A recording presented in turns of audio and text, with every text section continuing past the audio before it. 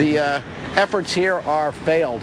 They tried to put the sandbags in. They put up more than 5 million sandbags up and down the areas, but at least here in Burlington, it didn't work. You can see the water creeps through and is now on both sides.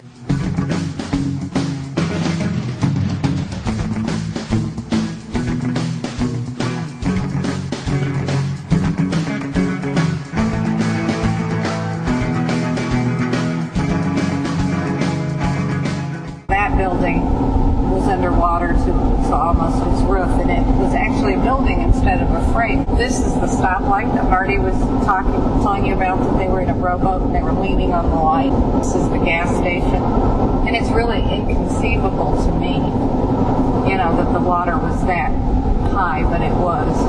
They were leaning on the stoplight. By middle of August, they had 34 open again. There was still water standing in places, and actually they had patched the levee by then. Emergency response, they have a cooperative agreement with Burlington's fire department, so we'll invite them to attend those focus group sessions. But they're actually in a different FEMA district. They're very much dependent upon each other, the whole entire region. Oh, they are. One of the sad things about Gulfport is, because of its location, the people that lived here were basically low income anyway.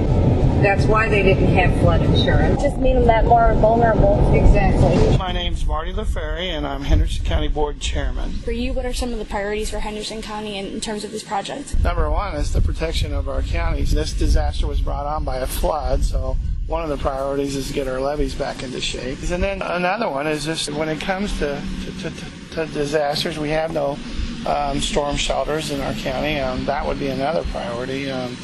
Being able to protect the people and give them some place to go. And then another thing is our warming cooling centers. We don't have enough of those to adequately, supply everybody. So that would be another priority, I guess. So it's a year later and the levees are they functioning? Are they sustainable? Or? We're putting them back into place and trying to get them back to recertification. And that's the most important thing, is to recertify them so that you're able to go back in the Gulfport, actually afford to go back in the Gulfport, where you still fall underneath the protection of FEMA.